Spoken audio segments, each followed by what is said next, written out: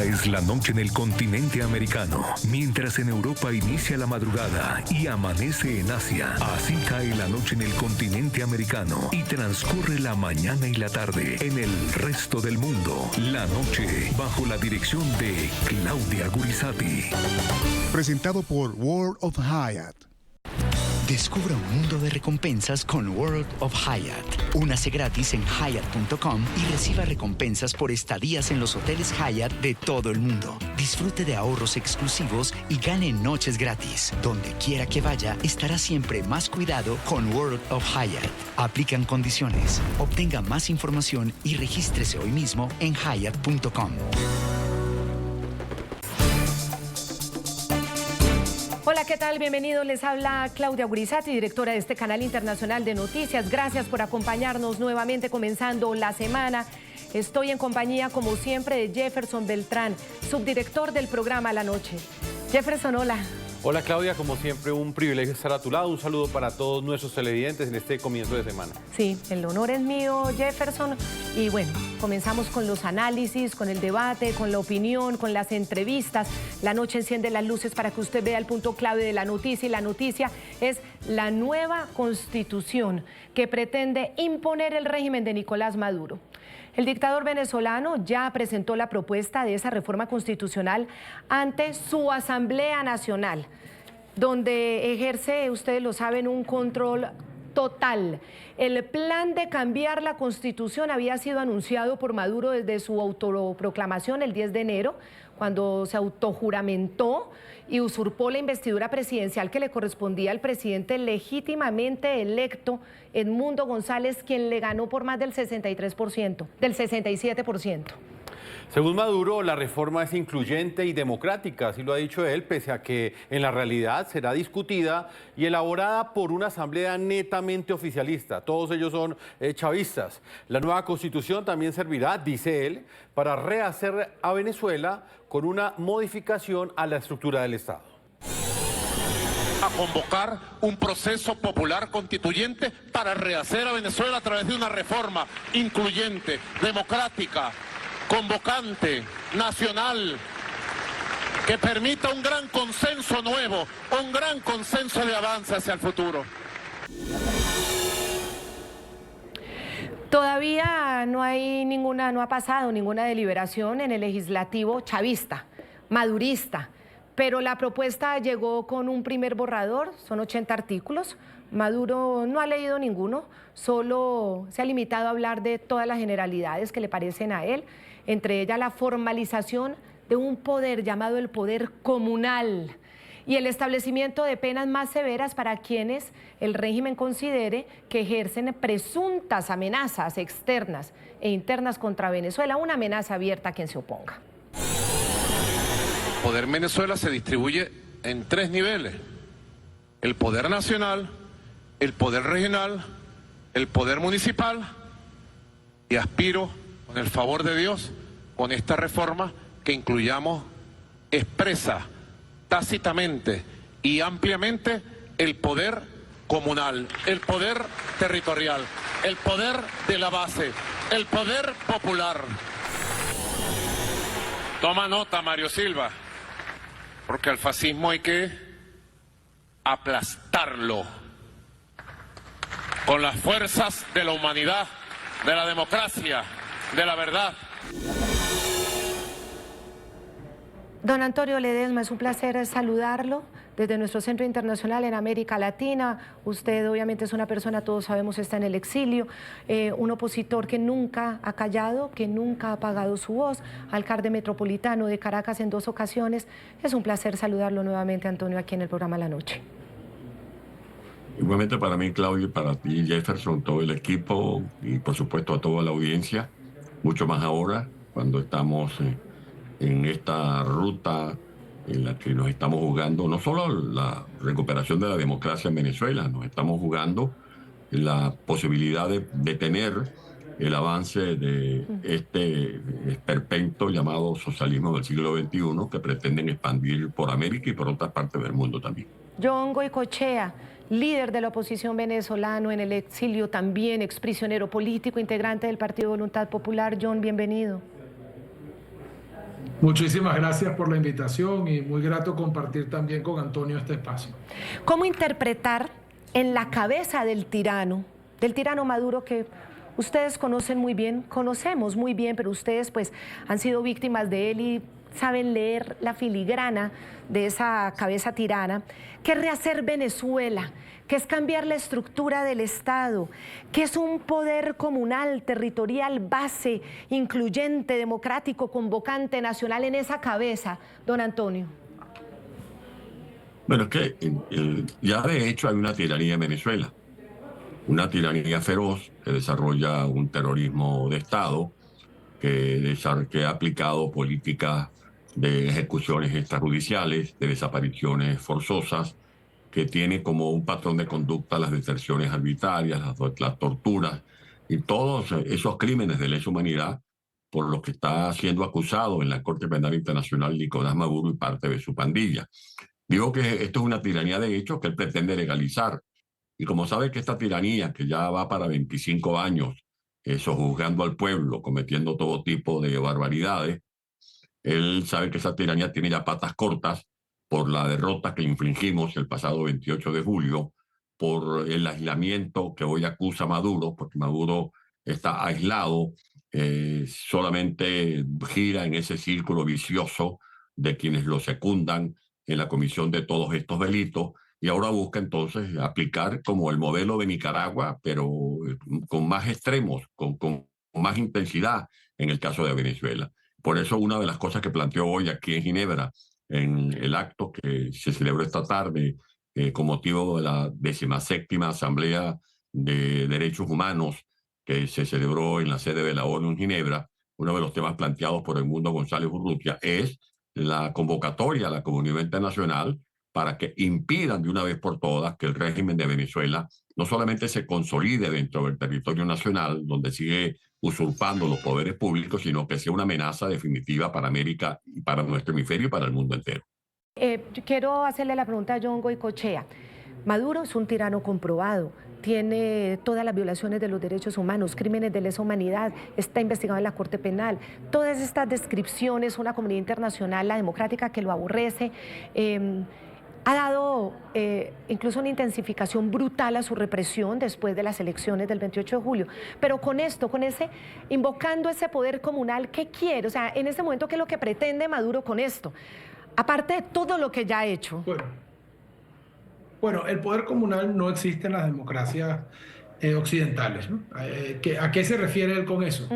Se refiere a la supresión del voto directo, secreto y universal, en favor de un sistema de asambleas en donde las comunidades, entre comillas, se organizan y de una asamblea votan a mano alzada por las autoridades a nivel primero comunal, después municipal, después de los estados, y así se va construyendo el poder público hasta la Asamblea Nacional, etcétera. ¿Por qué ahora a Maduro le interesa? Esto es un concepto viejo, esto es un concepto con el que Chávez fantaseó durante varios periodos, pero ahora que Maduro se ve acorralado porque perdió y porque no tiene posibilidad de ganar una elección en Venezuela, tiene ahora que suprimir las elecciones.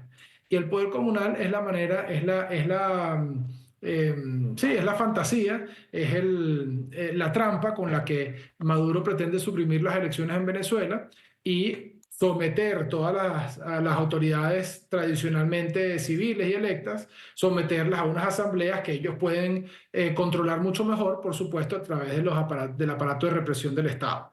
O sea, el poder comunal es un delirio. O sea, el poder comunal no existe. Nadie tiene un concepto determinado de lo que es el poder comunal, más allá de la palabrería de que es participación, de que es darle protagonismo al pueblo. Protagonismo al pueblo se le da cuando vota, por ejemplo, y protagonismo al pueblo se le quita cuando ese pueblo que vota elige un presidente y el dictador de turno escoge no respetar esos resultados. O sea, yo creo que aquí lo último que le interesa a Maduro es un problema constitucional. Esto no es un tema legal, esto es un tema político. Antonio, adelantémonos en el tiempo y vaticinemos cómo sería ese poder comunal en lo que tiene que ver con lo que plantea John, afectar ese sistema de elección a través de estas comisiones territoriales que ya comienzan a hablar de, y no de una elección directa.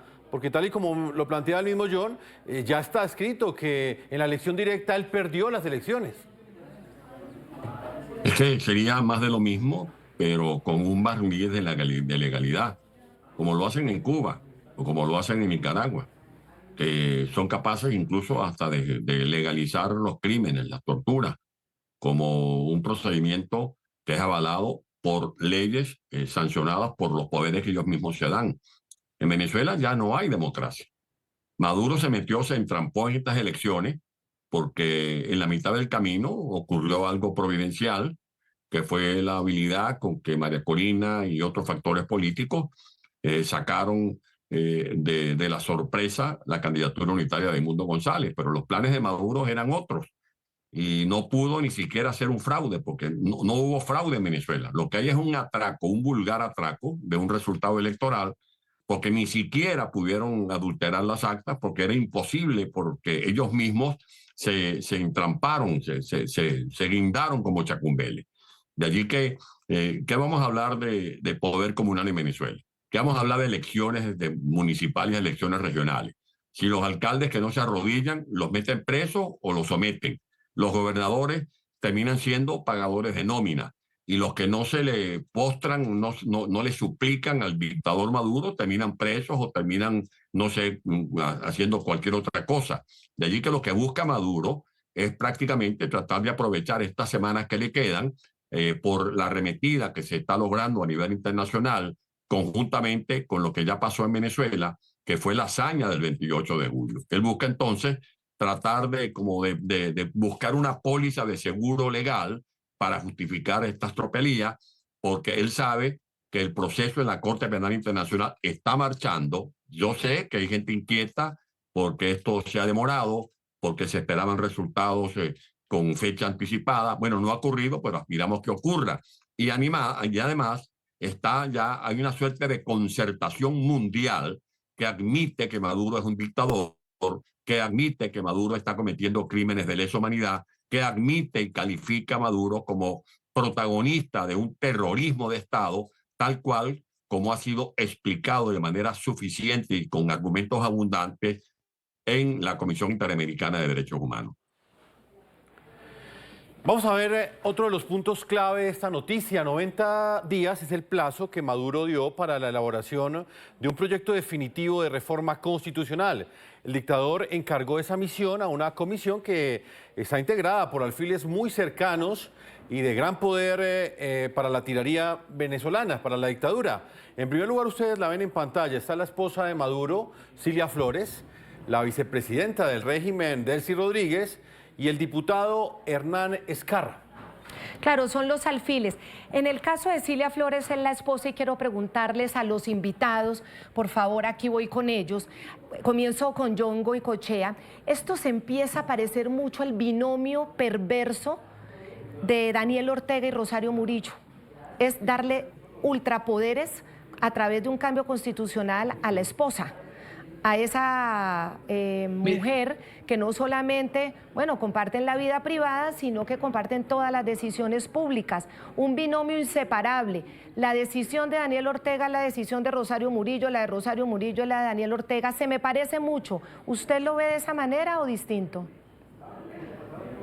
Mire, yo antes de responder su pregunta, quiero hacer un comentario sobre esta comisión. Sí. Porque viendo los nombres que han sido, al menos anunciados a la prensa, uno se termina con la convicción de que esta es una comisión de Maduro, de Nicolás Maduro. Claro.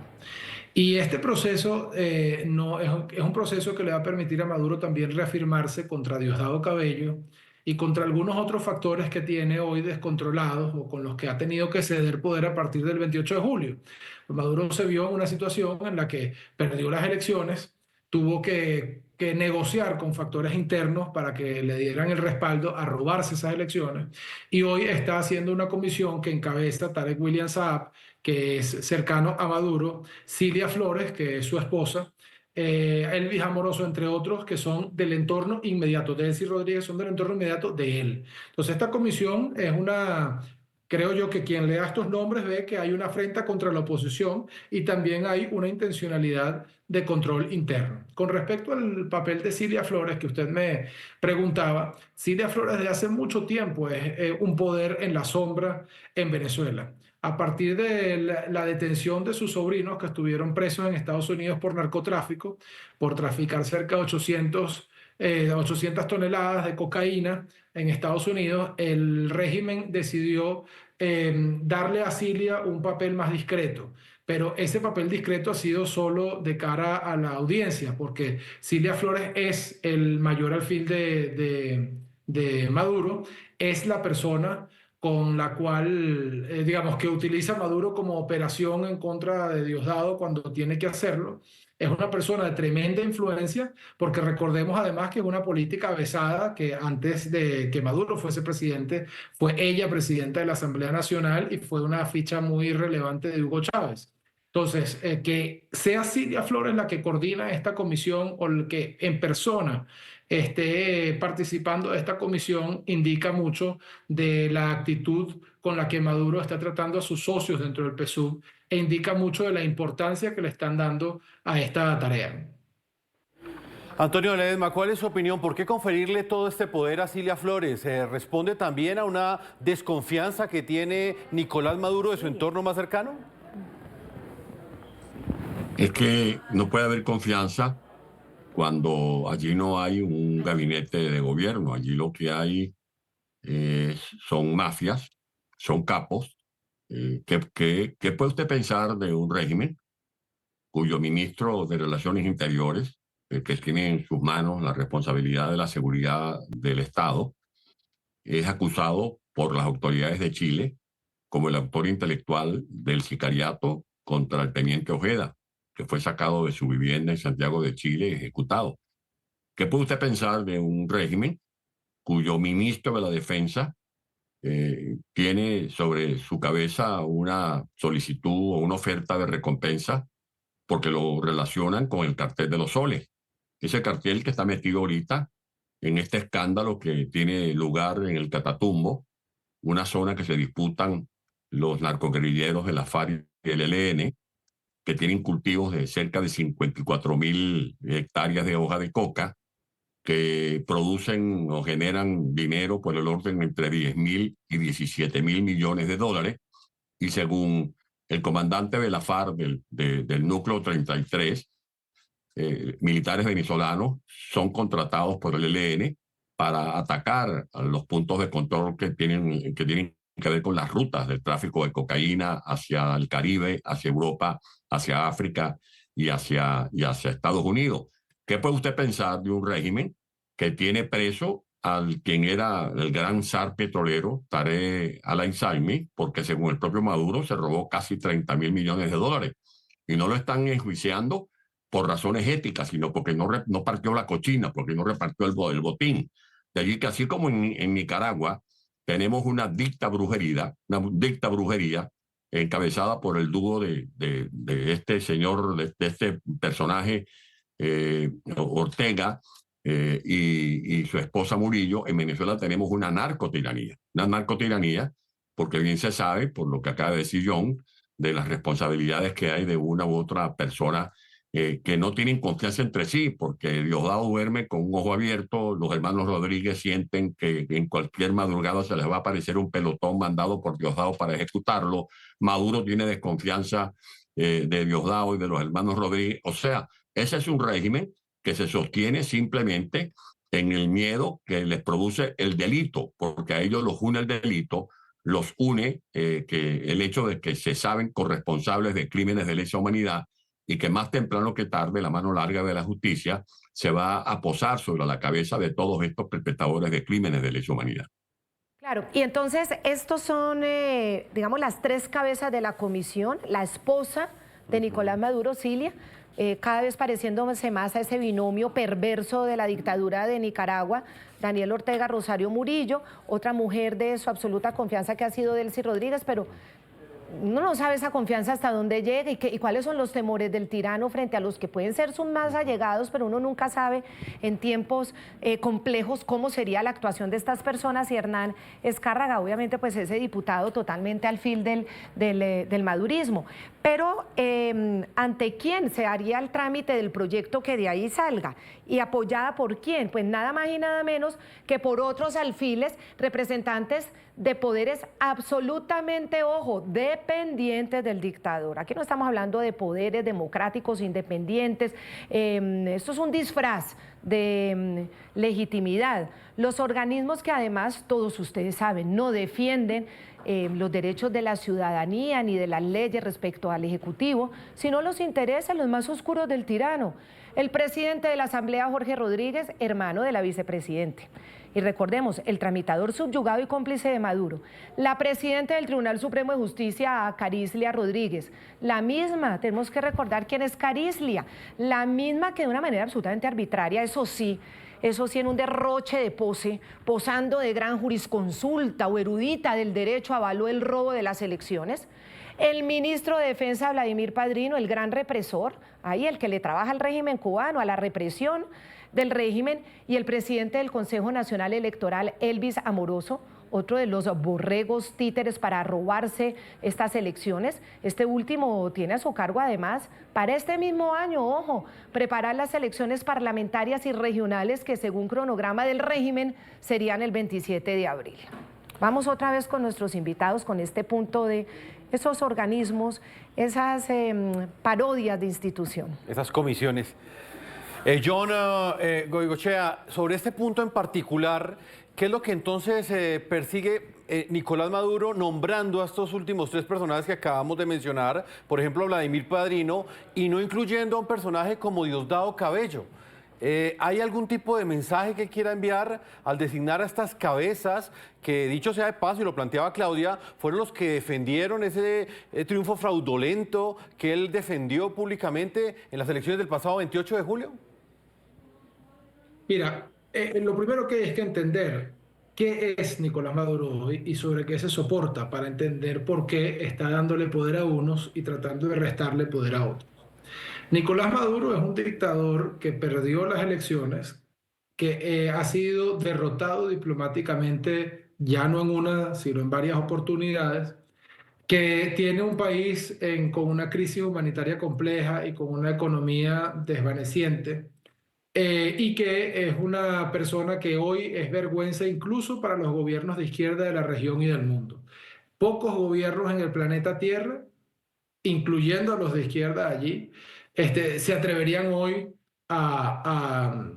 digamos, apoyar abiertamente a Maduro. Entonces, en este contexto, este señor se fundamenta básicamente en la Fuerza Armada, en la represión y en la fuerza. O sea, Venezuela no es una democracia, Venezuela es una dictadura militar encabezada por un civil, pero una dictadura estructuralmente militar. Sus grandes funcionarios, quienes ostentan el poder, quienes ostentan los grandes negocios, son los militares.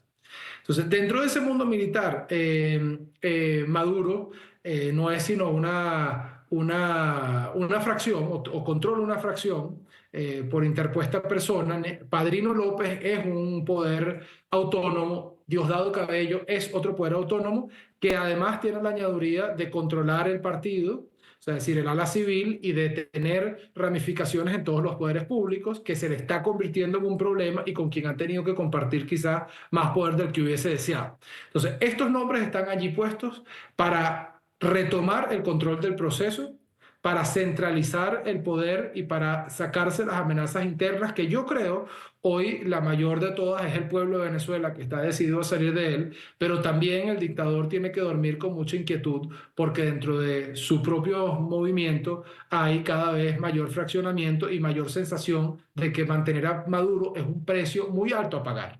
O sea, esta comisión está puesta para eso. ¿Cuál es la intención? La intención es controlar, la intención es poner orden, incluso en su movimiento interno. Y la intención última, cerrar el círculo del totalitarismo en Venezuela, porque por la ventana de oportunidad más pequeña que ha encontrado el pueblo de Venezuela, ha logrado utilizarla y ha logrado meterse para demostrar una y mil veces que está en contra de la dictadura y que la libertad está en el ADN de los venezolanos.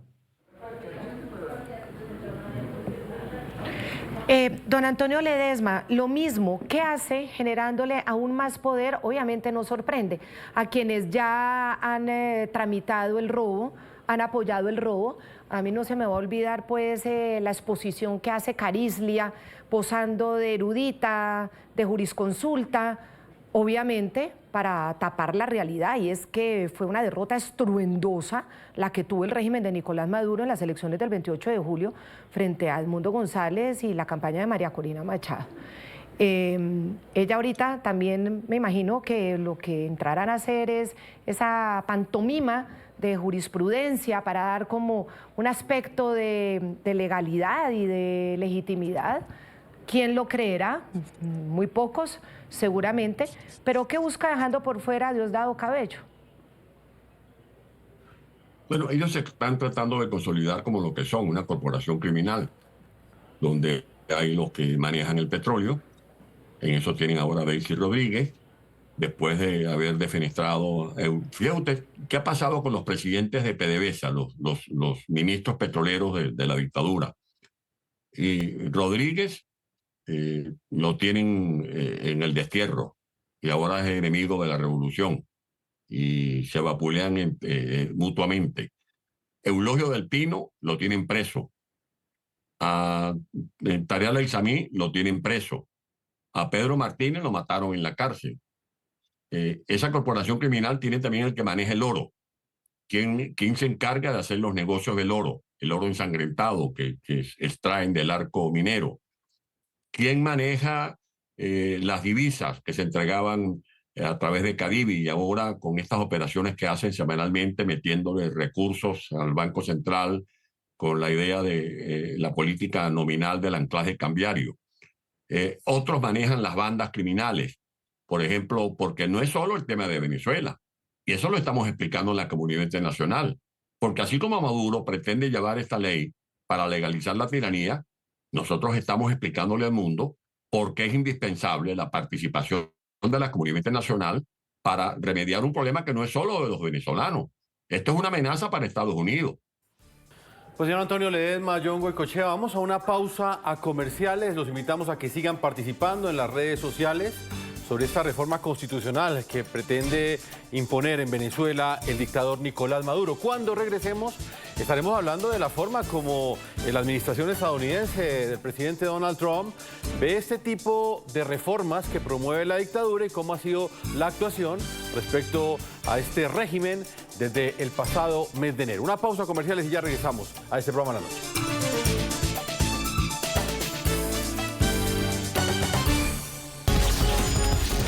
Ya regresamos con La Noche por NTN 24, el canal de las Américas. Continuamos con La Noche por NTN 24, el canal de las Américas.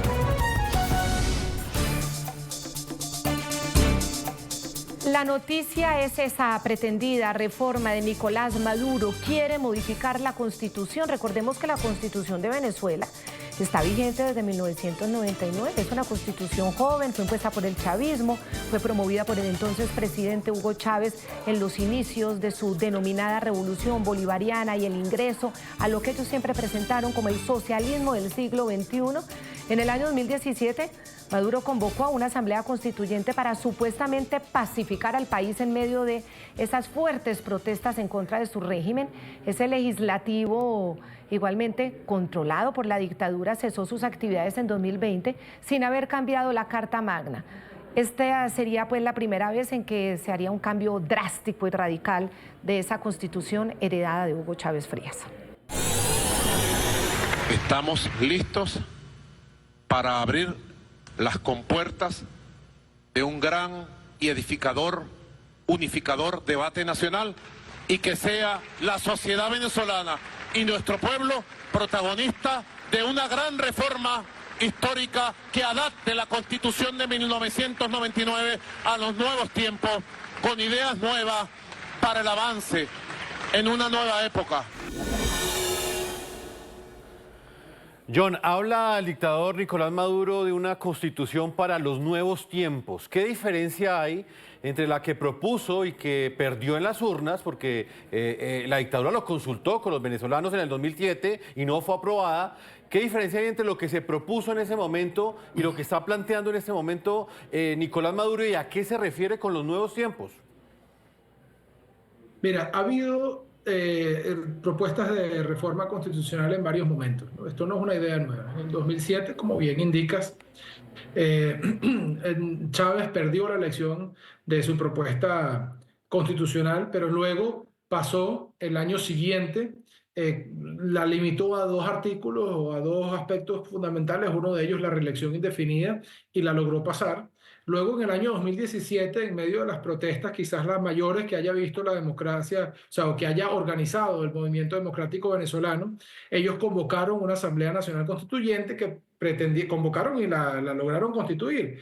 Y con esa Asamblea Nacional Constituyente pretendían reformar la Constitución también como manera de ganar tiempo en ese momento crítico. Finalmente lograron superar ese escollo y entonces no les hizo falta la Constitución, y la Constituyente trabajó por años y nunca presentó un proyecto final.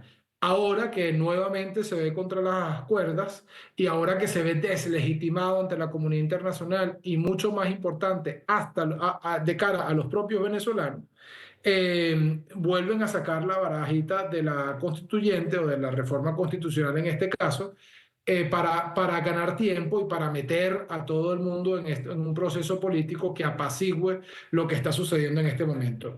Ellos siempre han tenido ideas recurrentes. Uno de ellos, ya lo conversamos, es esa idea del Estado comunal que destruye la representación por vía de voto directo, secreto y universal en Venezuela y lo constituye en una estructura de poder basada en asambleas controladas por los censores del gobierno, al estilo de lo que ocurre en Cuba, ¿no? Quizás sea el ejemplo más cercano. Pero también han tenido ideas recurrentes como la limitación de la propiedad privada.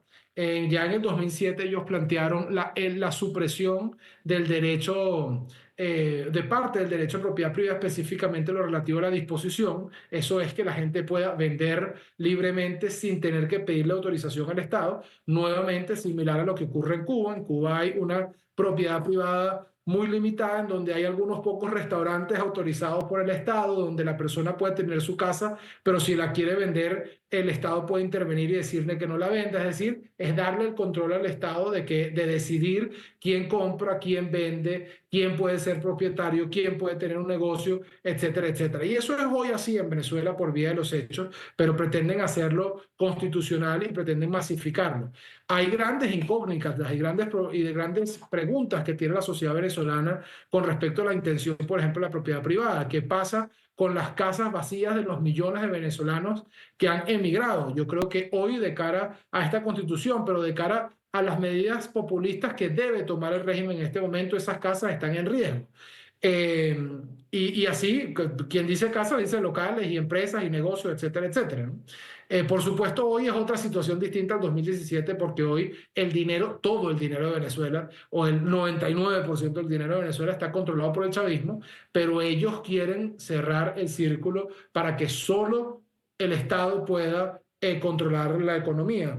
Luego tienen otros puntos importantes. Desde el 2007 están planteándole al país la creación de estas unidades militares estratégicas que cubren varios estados y que están por encima de los gobernadores, y lo han ido implementando a lo largo de los años, pero lo han implementado de una manera parcial. Es de esperar que el poder central ahora, a través de esta constitución, pretenda eliminar cualquier viso de descentralización y de desconcentración del poder. Y así podemos observar diferentes patrones de lo que ellos han ido proponiendo a lo largo de los años, que creo que está presente. Pero aclaro, y con esto termino para no extenderme demasiado, que no se conocen hoy los 80 artículos que supuestamente Maduro quiere modificar, y estoy seguro que el trasfondo de esta constitución será manejada de la manera más oculta y con la mayor opacidad posible.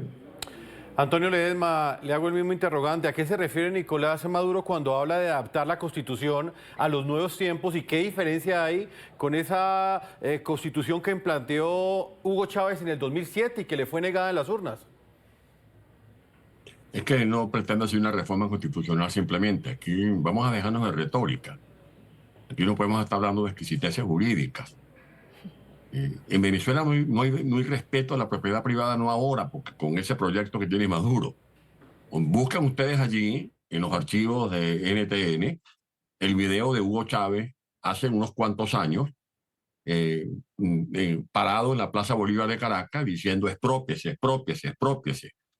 Revise usted la cantidad de fincas, como el Alto del Charcote, las fincas de Barinas, las fincas de productores agropecuarios, de ganaderos de Apure, de Guárico, de Falcón, de muchos estados de Venezuela, que fueron asaltadas, no expropiadas, fueron asaltadas por el régimen. Averigüe usted la cantidad de fábricas, de empresas lácteas que estaban en plena producción, de empresas como Agroisleña, por ejemplo, que fueron asaltadas, no expropiadas, fueron asaltadas. ¿De qué propiedad privada me están hablando? ¿De qué Estado de Derecho me están hablando? Si en Venezuela, ¿qué seguridad jurídica hay en Venezuela?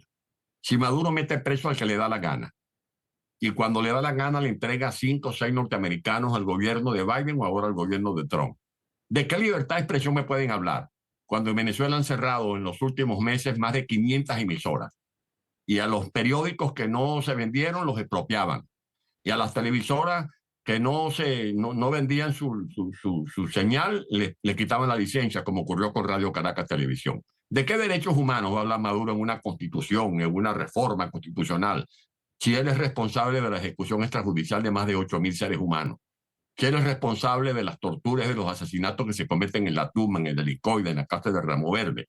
Maduro lo que no es una reforma constitucional, lo que pretende hacer es una reforma de la celda, y quiere hacer del territorio venezolano una gigantesca cárcel, y lo que pretende es poner alambradas de púa, un gran muro, una gran cerca, porque él cree que puede encerrar a Venezuela, como lo hicieron los Castros en Cuba y como lo está haciendo Ortega y su mujer Murillo allá en Nicaragua.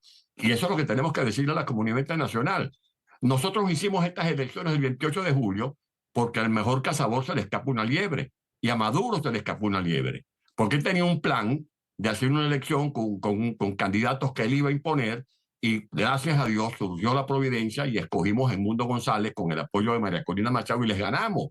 Les ganamos con sus máquinas, les ganamos con su sistema electoral, les ganamos con sus rectores del Consejo Nacional Electoral, les ganamos con su registro electoral permanente, les ganamos con su plan república, les ganamos con su hegemonía financiera, con su hegemonía comunicacional. De allí que, ¿qué nos va a pedir más la comunidad internacional? ¿Qué más tenemos que explicarle nosotros al Departamento de Estado o a la Casa Blanca? ¿Qué más tenemos que explicarle? ¿Qué más documentos nos van a pedir en la Unión Europea? ¿Más partidas de defunción? ¿Más fotografías de niños con el pecho desgarrado, muriendo en las calles de Caracas? ¿Nos van a pedir más informes de Cáritas que nos dicen que en Venezuela hay casi 400.000 niños con desnutrición crónica? De allí que aquí la palabra la tiene la comunidad internacional para que nos ayuden a salir de esa dictadura. Bien, escuchándolos a ustedes es increíble porque ¿cómo será que la Constitución de Hugo Chávez se les quedó pequeña? Así debe ser el grado de profundidad de esta perversión que plantean. Se les quedó ya, no les alcanza la Constitución que les dejó Hugo Chávez, que ya generó muchos problemas para la democracia en Venezuela y en la región. Rápidamente esa reflexión. Es que esa Constitución es una Constitución incestuosa, porque esa Constitución la parieron Hugo Chávez y sus acólitos en 1999. Exacto. Y está siendo violado por sus propios padres. Esa Constitución nunca la han cumplido, nunca la han honrado, la han pateado. Exacto. Y ahora lo que pretenden hacer es este subterfugio, más nada, esa es la verdad y hay que decirlo así, anularla, sin mayores rebusques. Anularla, no tener ninguna responsabilidad frente a nada. No, salir, ¿sí? Que nos ayuden a salir de Maduro. Cualquier cosa que se haga es absolutamente válida para salir de esa tiranía. Sí, pero digo que ¿cómo será que hasta la Constitución de Chávez quedó chiquita para ellos?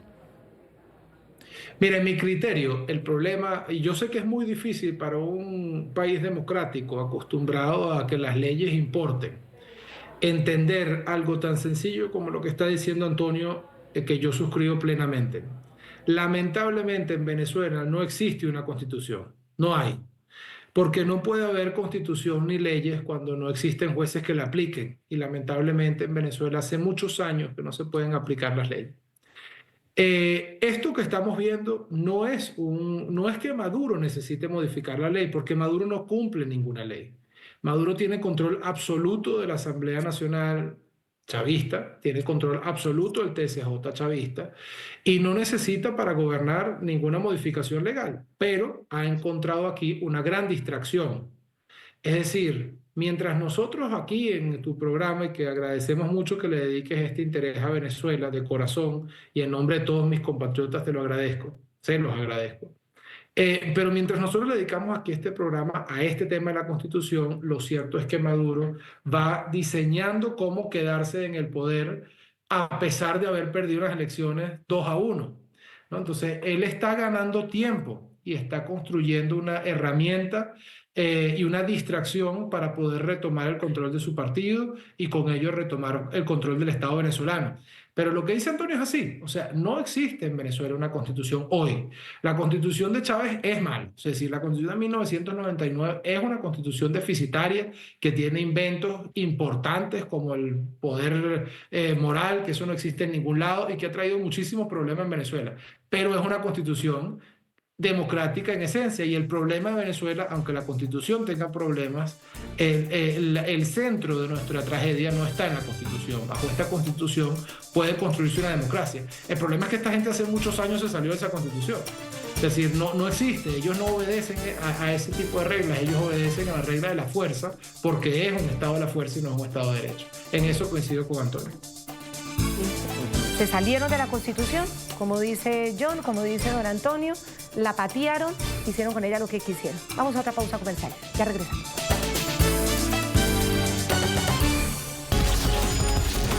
Ya regresamos con La Noche por NTN 24, el canal de las Américas.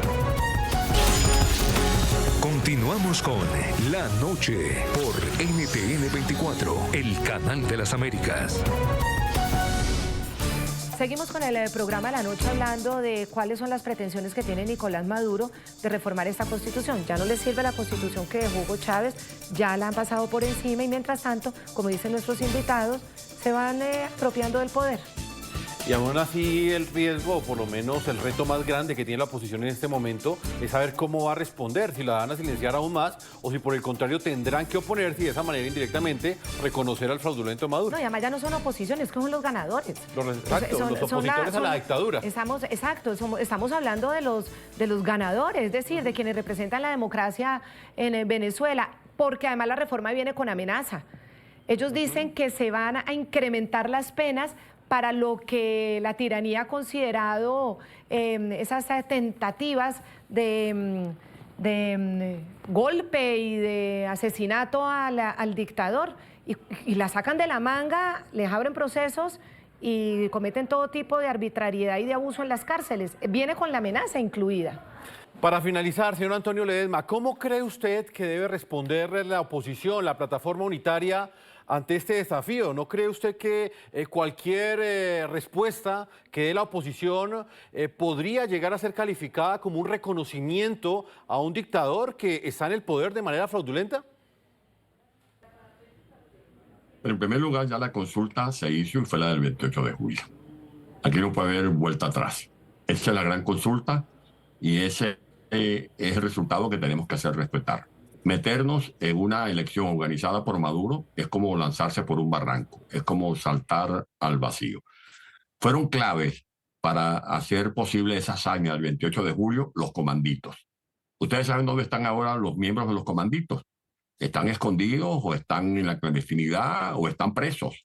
¿Quién va a vigilar esos votos? De allí que es absurdo plantearse una elección. En todo caso, la representación legítima de la sociedad, de los millones de venezolanos, la tienen Edmundo González y María Corina Machado. Por lo tanto, aquí lo que tenemos nosotros es que seguir luchando para que se respete el resultado electoral del 28 de julio. Meterse en una elección es como meterse en un baile donde Maduro pone la orquesta, pone la música y marca los pasos. Y nadie digno debe prestarse para semejante espectáculo. John Goycochea, rápidamente, su lectura sobre este punto. Coincido con Antonio. Creo que la voz hoy y la decisión la tiene el pueblo de Venezuela, que debe organizarse para hacer valer su voluntad. La decisión la tiene la Fuerza Armada venezolana, que tiene que encontrar la valentía de hacer valer lo que ellos votaron, porque en las urnas electorales de los centros militares perdió Nicolás Maduro. Y la voz la tiene la comunidad internacional, que debe acompañar a Venezuela en ese proceso tortuoso pero necesario, y que Edmundo González Urrutia sea reconocido como presidente, porque así lo dictamina la voluntad del pueblo venezolano y las ganas de vivir en libertad y las ganas de regresar y las ganas de tener un país próspero y decente que presentarle al mundo que tenemos todos los venezolanos. Le agradecemos muchísimo al premio Sájarov de 2017 a John Goycochea por haber estado con nosotros. Muy amable, lo mismo a don Antonio Ledesma. Nuevamente, mil gracias por habernos acompañado aquí en el programa.